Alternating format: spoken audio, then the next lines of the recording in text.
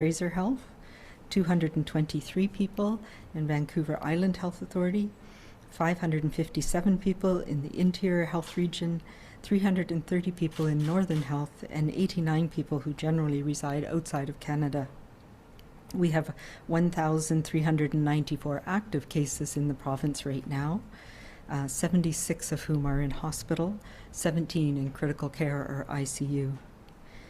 In the hospitalized patients, 35 are in the Vancouver coastal region, 37 in Fraser, 1 in Interior, and 1 in Northern Health. We have 1 new death today in the Vancouver coastal health region, bringing the total number of people who've died from COVID-19 in British Columbia to 245. And our condolences go to this person's family and to their community, and we all express our condolences for this death. We have 3,139 people under active public health monitoring and 8,398 people who have now recovered from COVID-19. There are no new healthcare outbreaks today, and the outbreak that was declared at the Milieu Children and Family Services Society has now been declared over. So that leaves us with 17 active outbreaks in the healthcare system, 14 in long-term care, assisted living, and 3 in acute care. We're now up to 900 cases in our healthcare system, 528 residents and 372 staff.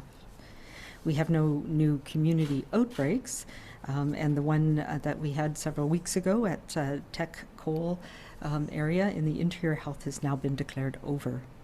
We do, however, continue to have some community exposures and school exposures, and the notifications of those are on both the BC CDC and the Health Authority websites.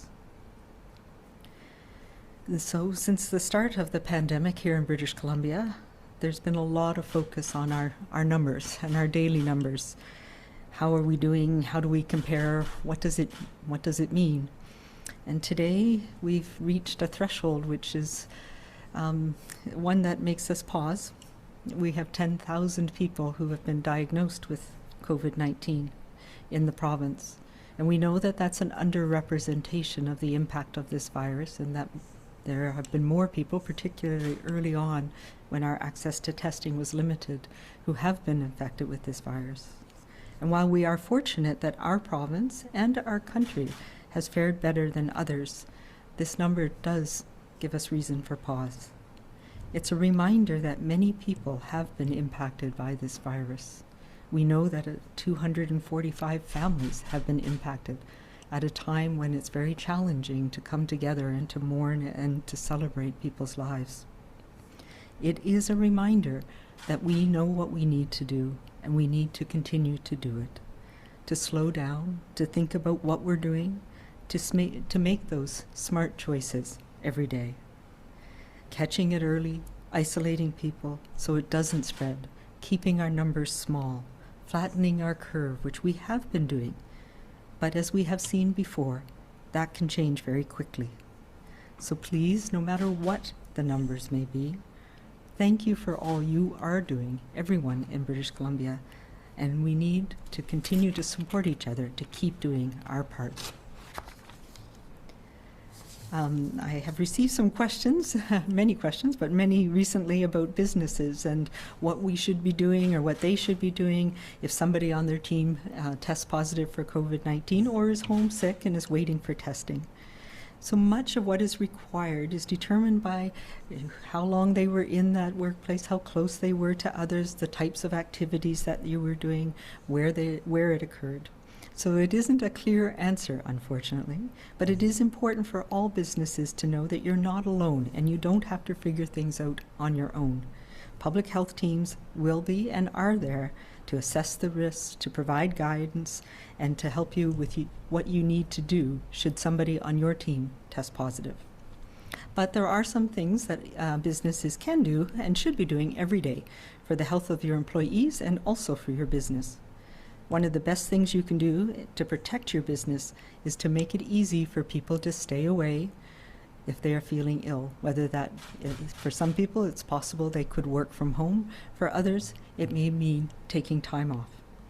That means in most cases your business can continue without interruption.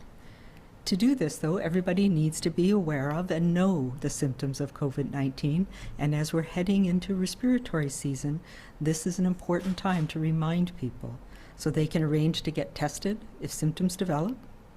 And there are lots of resources we have that can support businesses of all types on the BC CDC website and on WorkSafe BC.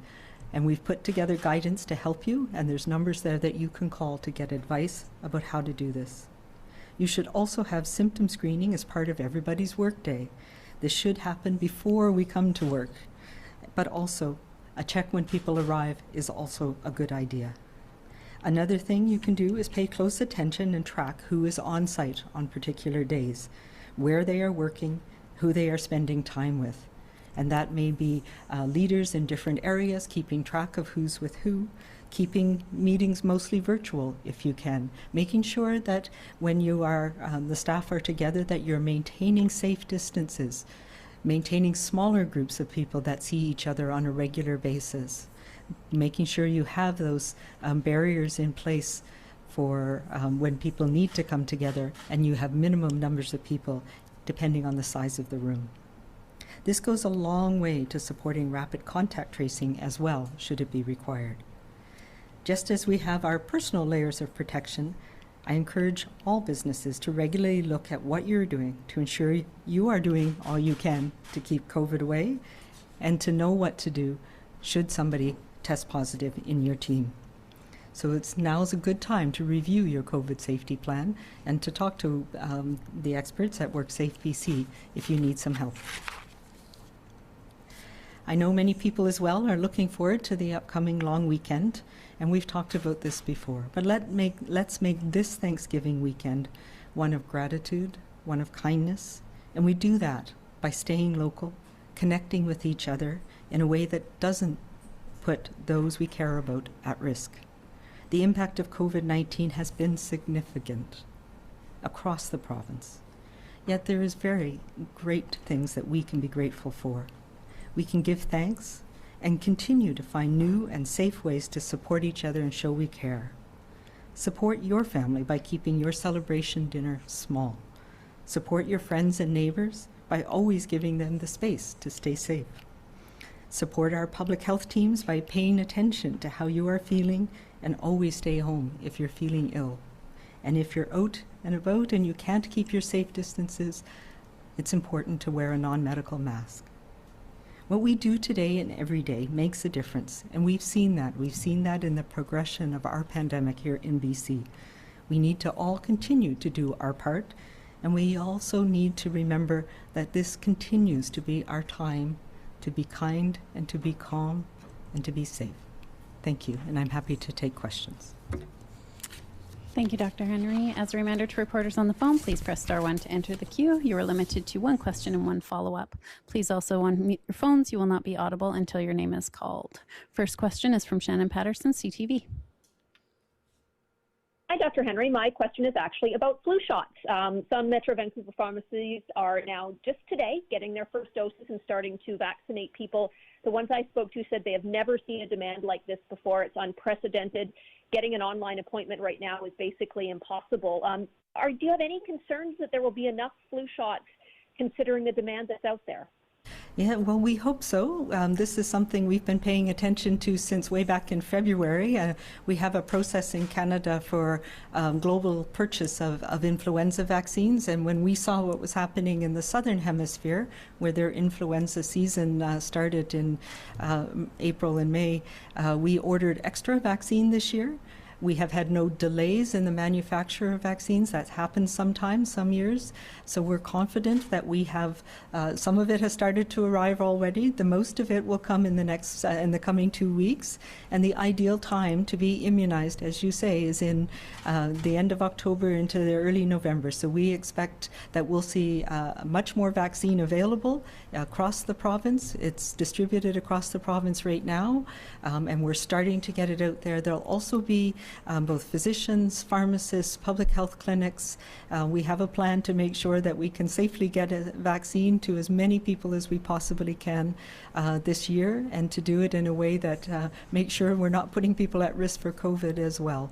So it is an important year for people to protect themselves from influenza. This vaccine doesn't protect you from COVID, but it does make sure that you're not going to get infected with influenza, or it goes a long way to help that, which means that we reduce the pressure on our healthcare system. So this is, if any year, the year you should get your vaccine, and it should be available in the coming weeks for everybody who wants it. Do you have a follow-up, Shannon?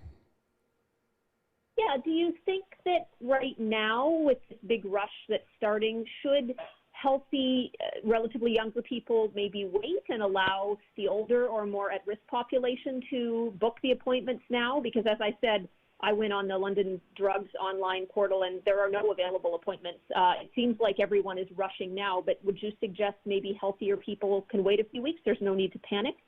I think that's a very good advice, yes. There will be lots of vaccine available, and it'll be coming over the next few weeks. So it is important for those who are most at risk, or for healthcare workers, people who are spending time with people who are most at risk, to be immunized first. Those are the people we would encourage right now. We do have special clinics for people in long-term care as well as for healthcare workers.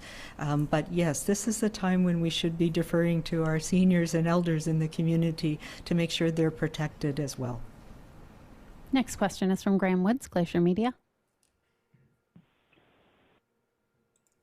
Oh, hi, Dr. Henry. On the BC CDC website, it talks about how children are at low risk of catching and spreading the disease, that children who develop it are less likely to spread it than adults. With the rising cases, the percentage of cases with kids, can you kind of speak to the research that has led to that assumption or conclusion that children are not they don't spread it as much as adults? Yeah, so this is an ongoing area of research and investigation around the world. And the paper that you're referring to, there's a number of them up there on the BC CDC website. We do what are called rapid evidence reviews. We align with what we see from other agencies as well, and collectively around the world, there's a reference list in that evidence review that you can look at what some of the papers are. But the evidence shows particularly young children under the age of 10 are much less likely to shed virus, much less likely to have severe illness, and less likely to pass it on. And that still holds. We know that as children get older, there's no magic age, so it depends on the child, and we can't say these things categorically. But as we get older, we're more likely, so teenagers are more like younger adults, still lower risk. And a lower percentage of the cases relative to the population. So we've been monitoring that quite carefully, looking at the percent of the population under the age of 10, the numbers of kids who are getting infected in that age group, and it's still underrepresented. So what we see in our data here bears out with the evidence that we're seeing from places around the world. It's an ongoing, evolving thing, but right now that still is the evidence that we're seeing. Graham, do you have a follow-up? Sure. So what does it mean that before September 10th, 9% of COVID cases in BC were between ages 0 and 19, but now in the past week, 12.5% are. And in Ontario, that rate has gone up to 15% from 7.8% before schools opened in Ontario.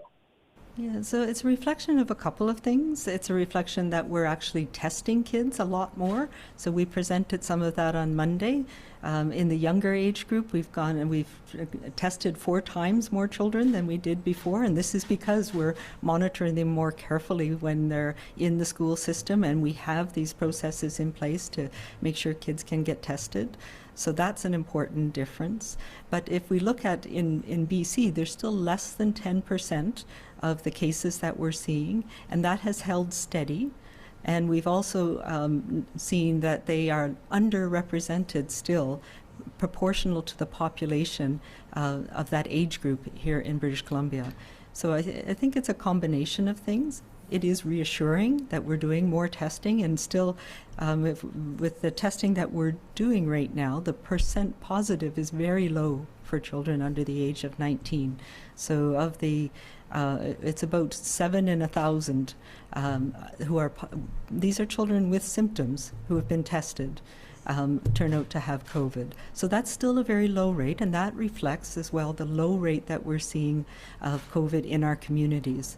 That doesn't mean that every single case doesn't need to be followed up on, and we do what we need to do to investigate and to see where they got it and to prevent ongoing transmission. But it is a reflection of the fact that this is spread more easily in certain environments. And those environments tend to be places like long-term care homes, where a lot of people are in crowded places together. So we're not seeing explosive outbreaks since our schools have been open for a month now. But just on testing, I neglected to say, we did over 12,000 tests in the last 24 hours. So 12,052 tests, and of those, 109 were positive. So our percent positivity, and these are people who we're targeting to be tested, people with symptoms, is still less than 1% right now. So that gives us a good measure that we're holding our own in the community here in BC. Mary Griffin, Check News. Oh, hi. Thanks so much, Dr. Henry. I just have a question about BC Ferries for this Thanksgiving weekend. It says most of its reservations are booked for the weekend, and some of the routes like Tsawwassen, Southern Gulf Islands are completely booked. And when you've been urging people to stay home and stick with their immediate household bubbles, does this concern you? And should maybe travel again be deemed only essential travel? Yeah, so I think we're at the spot where we want to have a balance. We know that there's still restricted numbers on the ferries, and I know there's been some extra sailings put on, but we want people to stay local. And there are important reasons why people need to or want to go visit close family members that they may not have seen for a while, and this might be an opportunity to do that. But we want people to enjoy BC and the Southern Gulf Islands, Vancouver Island, the mainland. Those are important places to go for some families. Keep your groups small.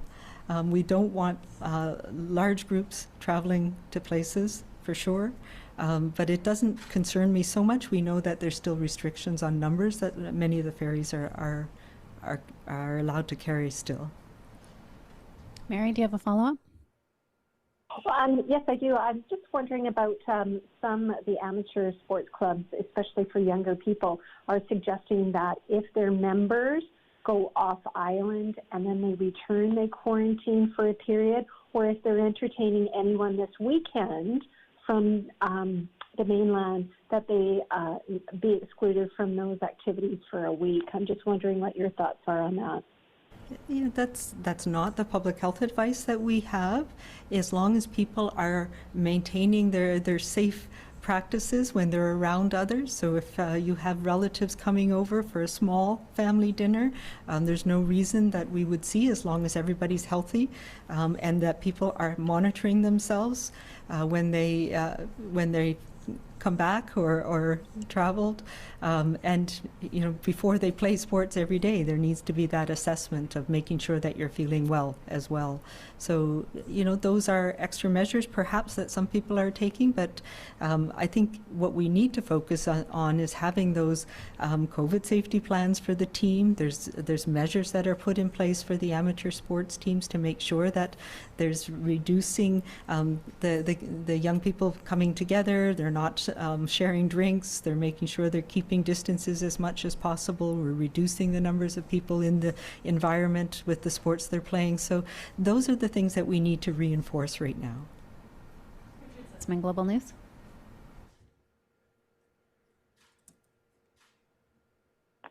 I assume that's me. I didn't hear the first part about that. Yeah. Dr. Henry, I've received a bunch of emails about people working here in Victoria, public servants. And you mentioned at the beginning about returning to work and what workplaces are supposed to do. And there's some concern that public servants are being encouraged to go back into the office. You know, you work in the public service. What advice do you have for that as a workforce in terms of encouraging people to go back into the workplace?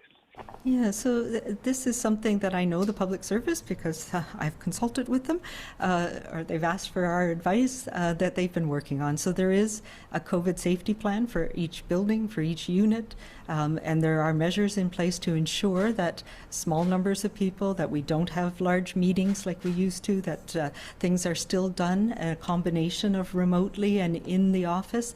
And there's some where it's really important to be in the office for a period of time. So all of those COVID safety plans are available, and people should be checking those. And there's, I know there's lots of opportunities for flexibility for many groups, but some teams do need to come back together and to be, I won't say face-to-face because we don't want that these days, to keep their safe distances, but to be back in the office environment. Do you have a follow-up, Richard? No, that's it. Thank you so much. Thank you. Next question is from Ethan Sawyer, CBC. Hey, Dr. Henry. As we head into the Thanksgiving weekend, can you give us an update on when the visitor restrictions will be amended for our elders in long-term care? Many families are concerned about running out of time with their loved ones.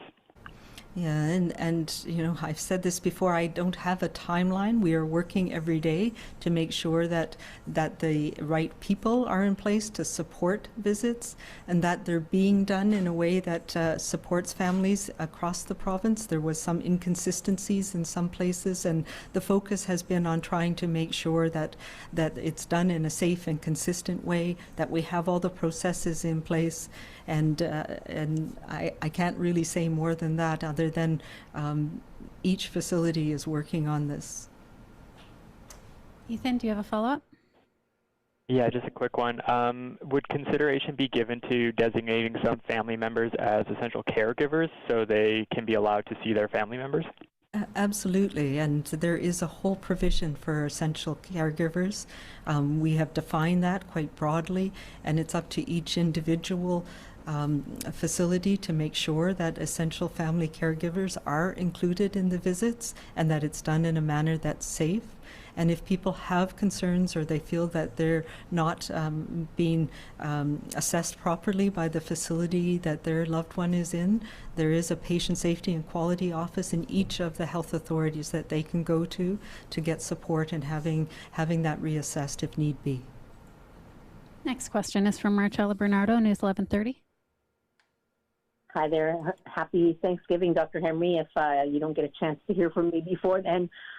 Just wanted to ask you about education in schools again and what harm could come from the public knowing exactly the number of students and staff that are linked to exposures in schools across BC, because Alberta's already doing that, and I'm getting inundated with emails from parents who are saying, why can't we just have specific numbers about a possible exposure in our school? You know, there's a whole lot of things around schools, as you know, that are being followed up on a day-to-day basis by the regional health authorities and by the public health teams. That's not information that we collect on a day-to-day basis in a way that can be aggregated, but we can look at having it periodically in terms of what percentage are students versus staff. Do you have a follow-up, Marcella? Yes, just regarding the confusion and the mixed messaging that we're getting about why runny noses and sore throats are no longer part of school entry checklists, we're seeking more clarity because the same rules don't seem to apply for children and staff. And while that may be obvious to medical professionals, it's not to the rest of us. And it seems to contradict the ongoing recommendations for everyone, including teachers, to stay home if you're not feeling well. Yeah, and it is very much based on evidence and data that we have about what symptoms are associated with COVID in young people. So it is for students, and particularly for elementary school students, most importantly. And we're talking about single symptoms. So I just wake up with a bit of a scratchy throat, or I just wake up with a runny nose. That's when we know that parents know their children best. And if they're concerned, they should keep them home for 24 hours, see what happens, see if it gets worse or if it resolves, and then they can go back to school. So that's and it's based on the data that we have. I mentioned that it's around 7 per 1,000 children with symptoms have tested positive for COVID. And when we looked at what are the symptoms of those who test positive versus the symptoms of those who test negative, there's an awful lot of young children, particularly with runny noses only, who don't have COVID. And we know there are other things that are circulating right now that can cause that. And those single symptoms by themselves are not really a good marker of COVID versus other things. So it's a caution. It's where parents can make an assessment if things resolve, or if it's the runny nose that they have all the time and it's only that and everything else is fine, then they shouldn't be excluded from school for that reason. And it is different for children than it is for the symptoms that we're seeing in older children and in adults. Next question is from Tim Ford, Victoria Buzz. Good afternoon, Dr. Henry. I just want to keep going on this thread about symptoms of children in particular and the possibility of maybe overlooking something. Are you at all concerned about the possibility of a parent self-censoring in the opposite way, that is to say, saying they just have a runny nose, sending their kid to school, and it turns out they did have the virus? And if that is the case and we experience an outbreak, would you adjust your criteria and your guidelines? Yeah, so I think what we need to think about is this is all based on data and information that we have that's ongoing. And so we have seen that there are children, lots of children in our schools with runny nose, just for example, that don't have COVID. And yes, there may be one in a 1,000 that does have a single symptom, but that would be very unlikely. And we would know how to manage it. If there was somebody who was detected, we know that it usually manifests that at some point somebody will have symptoms and need to have a test. And that's what we've been seeing. We see that happening, we recognize it, and it's making sure that we're not excluding children from school, lots of children from school, for reasons that aren't risky, aren't related to COVID. Tim, do you have a follow-up? Yes, just a very straightforward question. Should we be expecting an update on Monday, or will that be a holiday for you folks? Yes, we're going to let the epidemiologists have a day off this weekend, so we are not going to be doing an update on Monday. We'll be doing it on Tuesday, slightly later, about 3:30 on Tuesday. Next question is from Laura Brom, CFAX 1070. Hi, I was wondering if you could tell us exactly which, there's lots of people who are saying they aren't wearing masks for medical reasons, so I was wondering if you could outline what kinds of medical issues somebody might have that would exclude them from needing to wear a mask. Yeah, and you know what? There's very few medical conditions that make people unable to wear a non-medical mask. However, there are also things that may make it challenging or difficult, or for people unable, more than a medical condition. So it can be things around not physically being able to put it on or take it off, and we see that with young children, but we also see it with certain people with disabilities. There's different types of disabilities that may not be apparent to people, that make it challenging for them to wear a mask. But most of the medical conditions that people have concerns about, things like lung conditions or heart disease, we know that those are not negatively affected by mask wearing. So there's no concerns about, I know there's been things out in social media about carbon dioxide levels increasing, or re-inhaling virus. Those things are not concerns around masks, but some people are unable to wear them for mental health reasons or for physical reasons. Laura, do you have a follow-up? So also this week, SFU released a study that showed that if mandating indoor masks nationwide, it could reduce cases in Canada by 25 to 40%. So with that number, I know you've said previously BC isn't looking at this, but are you now looking at mandating indoor masks? No, we aren't looking at mandating them, but we have put out the conditions where we think it is important for people to wear them, and that is those indoor spaces where you can't consistently maintain your physical distance. So we do know that masks in and of themselves are not a single thing that is going to solve all our problems, but they do need to be taken as one of the measures that can make a difference, particularly when you can't maintain those safe distances. And that study is helpful. It's what we call an ecological study, because there were many other things that were put in place at the same time, and it's sometimes hard to tease apart which ones are the ones that make the most difference. But it is helpful in helping us understand that when there's a lot of community transmission, and I think that's another key piece, they looked at areas where there was a lot of transmission in the community, where there was a lot of people with unrecognized disease who were out and about in the community, and that in those situations, it absolutely makes a big difference to have that extra layer of protection, along with maintaining your physical distancing, trying to stay away from closed spaces, etc.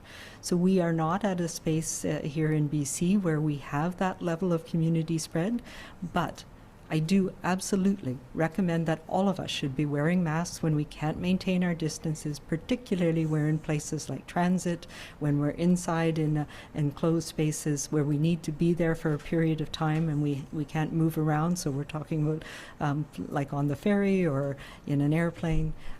Those are things that can make a difference. The other things that are incredibly important and we know are very effective, and sometimes I hear people feeling that they need to wear a mask when they have a physical barrier. So a physical barrier is very effective at preventing transmission of this virus, and we've seen that. So bus drivers who have a physical barrier may not need to wear a mask the entire time that they're in the bus. If we're at many retail places where they have plexiglass barriers between you and the clerk, those are very effective as well. Srishti Gangda of CKNW.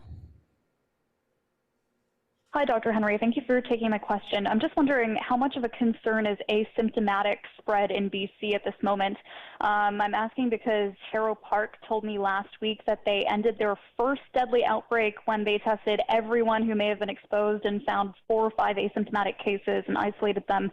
And then at their most recent outbreak, they said within 2 days of it being declared that there were 10 cases and 9 of them were asymptomatic.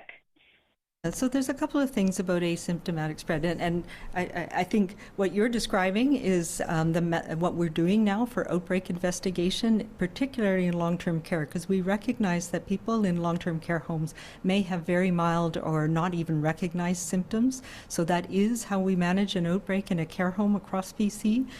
Everybody within either the affected unit or the affected home is tested. The residents are tested to make sure, because we know that signs can be very subtle. So that, and Harrow Park is a good example where they did what we call case finding. As soon as a single person was identified, all of the residents were tested. Having said that, more and more evidence is showing that most of what we call asymptomatic are people who are pre-symptomatic, so they're early on.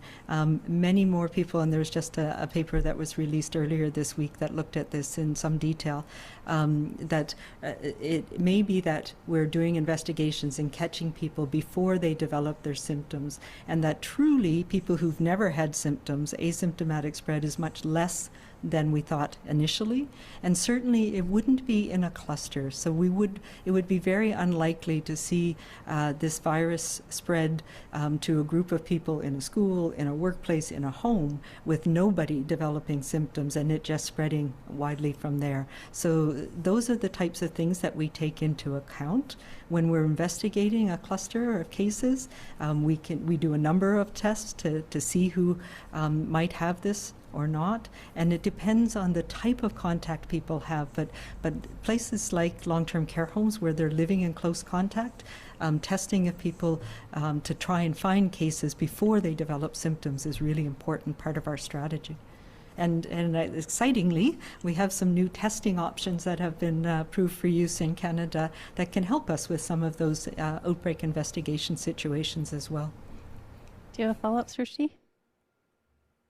Yeah, I do.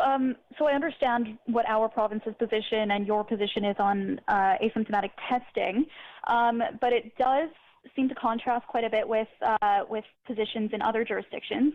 For example, Dr. Fauci, south of the border, said he was very worried when the CDC's recommendations shifted away from testing asymptomatic people who were deemed close contacts of cases. And Ontario similarly faced backlash when they changed testing recommendations. So I'm just wondering where the contrast is in the different approaches. Are they using a different kind of test than we are? No, it's all about nuance, unfortunately. I'm learning that that's not a good thing for people, but what we're talking about are several different things. So Ontario was doing a lot of, as Alberta was, asymptomatic testing, just everybody go out and get tested, regardless of risk. So if you are a close contact of a case and you're self-isolating, you've had a risk. And the cases that we are seeing right now are people with symptoms. So we say if you don't have any known risk and you have symptoms, we want you to get tested. And if you have a known risk, there may be situations where we need you to get tested as well. So what Dr. Fauci was talking about was somebody who is a close contact of a case who's at risk. And then testing may be helpful, but periodically. So it's not if we get a negative test today, and I think what happened in the White House is a good example of that. You can't rely on testing alone for people to be negative. So somebody needs to be tested, but we know that most people after exposure, the chance of you developing symptoms goes up between day 5 and day 7. So it takes a while before you're shedding enough virus that a test will be positive. So it doesn't make any sense if I've been a close contact of somebody yesterday for me to be tested today because it's going to be negative unless I was exposed sometime before. It takes time for the virus to build up in your blood and for it to build up in your body and in your secretions where it can be at the detectable level of our tests. And these aren't as sensitive as some of the tests that we have as well. So there's more of a chance of a false negative. But it is all about what we talk about pre-test probability. And when we look at, and I talk about these unlinked cases, they are people with symptoms. And most of the people with minimal symptoms that have been a contact of a case are ones we know about, and we know they have a risk of exposure. So if their test comes up positive, we're sure they probably have the disease. Having said that, we also get false positives, and so there's a balancing that we need to have. And most importantly, in some of those jurisdictions where they were doing a lot of testing of people who had no risk, and most of them were negative, it uses up a lot of resources, and that's unfortunately why some jurisdictions have had challenges in keeping up with lab testing of people who absolutely need the test. So our focus here in BC has been on testing people with minimal symptoms, especially adults, and anybody who's part of a public health investigation or an outbreak or cluster. Jane Side, North Shore News. My question is about youth sports. As well as school, kids have been back in some activities since September, things like soccer and hockey and other things. I'm just wondering if there have been any cases associated with youth sports organizations. I believe I know of maybe one, but I'm not entirely sure. There's not been any outbreaks that I'm aware of related to sports or sports events or sports groups.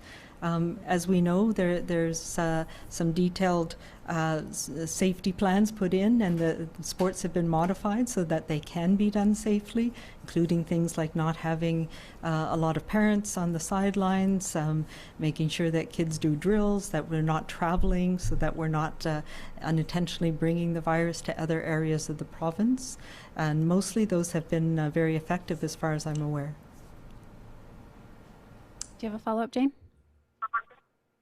Yes, I have one, which is in a similar vein. I'm wondering about adult recreation and sports, because that's also something that's sort of been opened up more in the past couple months, people being able to go back to various recreation activities in their local rec centers, for instance. And I'm wondering if there have been any problems with that, or and any sort of transmissions that have been happening, or whether that has been relatively okay to your knowledge.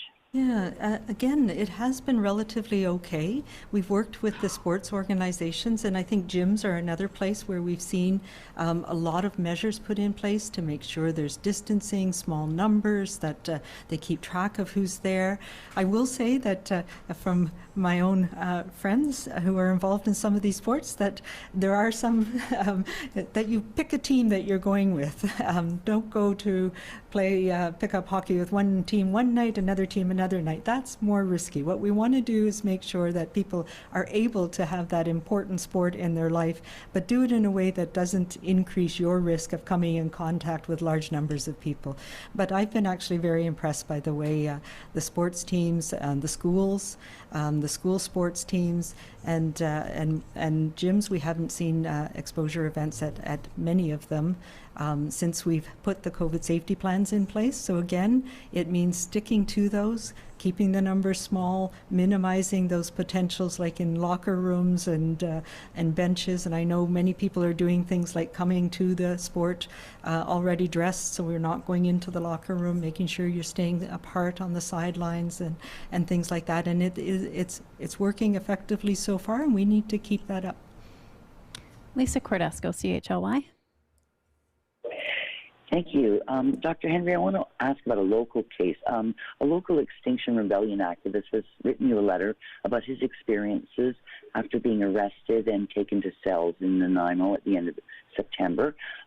Is this an appropriate place to lay a complaint, and is there anything that your office can or will do about his complaints over a lack of PPE, no mask wearing by officers, no physical distancing, and being in the cell with another person who was had a nasty cough?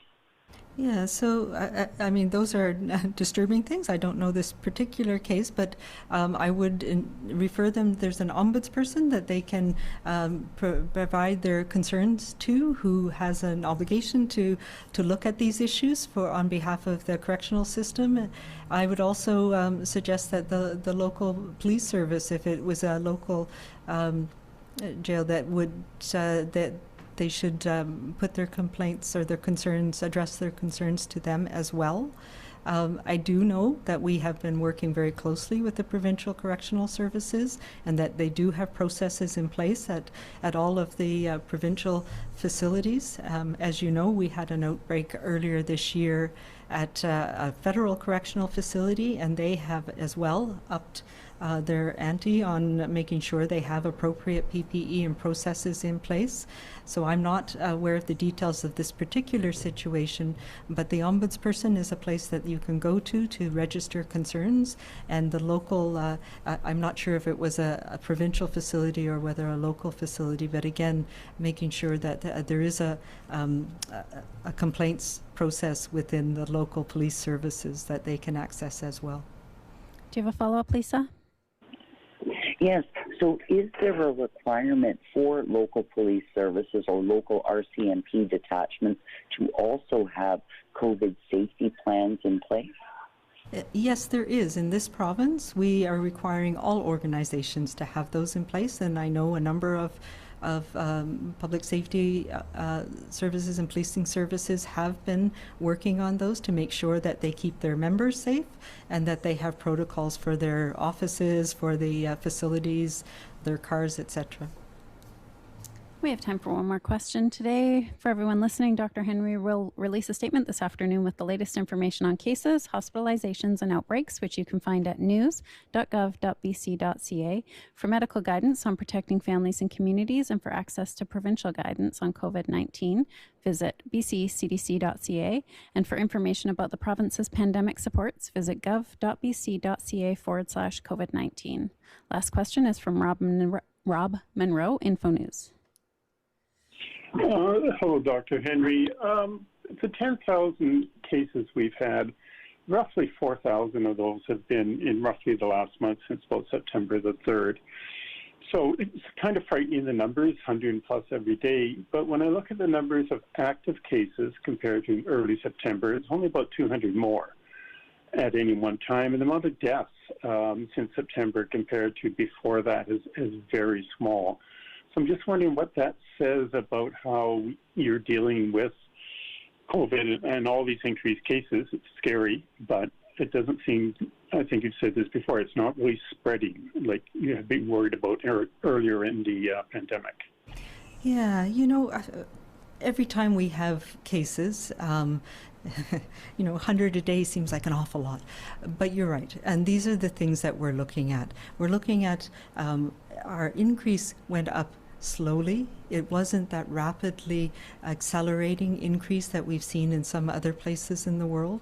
We've also seen a gradual increase and a leveling off of people in hospital and ICU, and those are things that we watch very carefully. So early on in this pandemic, we didn't know a lot about how this virus spread. We were concerned that it was spreading in healthcare settings in particular, and that could overwhelm them, and that would have effects on people in our community. We're now recognizing that this virus is definitely in our community, that we aren't going to be able to eradicate it from our community, which was also a hope that we had early on, at least I did, having worked on the SARS outbreak in 2003, where we did push that back into nature. But this virus is going to be with us for some time. It spreads between people. And it spreads between people in our community, and for most people, they have quite mild illness, and they recover from it. Some people have some long-lasting effects that we're still learning about, and we know that some people end up in hospital, particularly our elders and seniors. So those are the people we need to protect. But what these numbers tell us, and what the active cases tell us, is that we are in that balance where we're opening up the important things in our community. People are going to work, people are going to school. Yes, there's some transmission of this virus, but we're able to do that safely because we can manage those cases, make sure that it's not spreading widely. So there's things that we all need to continue to do individually, and that's cleaning our hands, wearing a mask, keeping our safe distance, staying home when we're not feeling well ourselves. And then there's things that we can do that are communal. And that means not having large gatherings, keeping our numbers small, making sure we're not traveling to places and bringing risk with us if we've been exposed to others, making sure, and this is why we've had the orders that we have around small numbers of gatherings, around some of those settings where we were seeing ongoing transmission to numbers of people that was making it hard for us to find those people, and places like some of the nightclubs and banquet halls. So unfortunately, we had to reduce those settings where we know this virus can be transmitted, what we call super spreader events. So we've tried to reduce those as much as possible.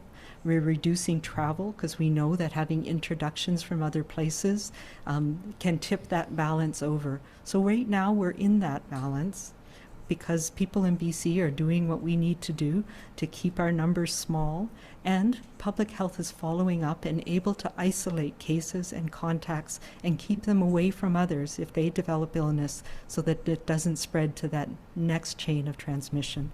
So it is a fine balance, and it's a challenging balance, and I know it's hard for all of us. We want to just be able to go back to our normal. But this weekend is a weekend to contemplate that, to recognize that we have much to be grateful for. There's many things that we can do, and we can do safely. We just need to take these small measures and small sacrifices, each of us, to get us through this next few months. Rob, do you have a follow-up? Well, yes, I do. In terms of keeping the vulnerable safe, going to long-term care homes. The people I am talking to, the essential visitors, is not being enforced well. They're lost. They can't get any kind of help. And they're saying that we're not the sick people. We can go in, and I know you're waiting to get more staff in there, but they're saying we can augment that staff. We can help feed people. We can help care for people. We're not sick, but they're being stymied about getting in there. So why can't some of the help be some of the family members who are very careful about their bubbles? Yeah, and I do appreciate how challenging it is for people. Our challenges, and we can see it happening in some places, this virus is very pernicious, and when it gets into that environment, it can spread so rapidly. And there's two things about this. One is that the workers in long-term care, by necessity, need to care for all of the residents in that facility, or at least in their area. And so they do need to be in the facility safely. If we have one visitor for every single person in there, that increases the risk dramatically, and it increases the risk for the staff and for the residents in that community. So it is a very fine balance that we have to find in long-term care, and I understand that we're not there, we're not where we hope to be, and as we're heading into influenza season and respiratory season, it's going to be even more challenging for us, making sure that we have PPE to protect staff, to protect residents, to protect visitors. The downside is that when we have a slip up, when there is an entry of the virus into a facility, it can spread so quickly and be so lethal, not just to the person that you're with, but to everybody in the facility. And so it is trying to find some balance in that risk. And we're working our way through it, and it is very hard, I know. That's all we have for today. Thank you. Thank you.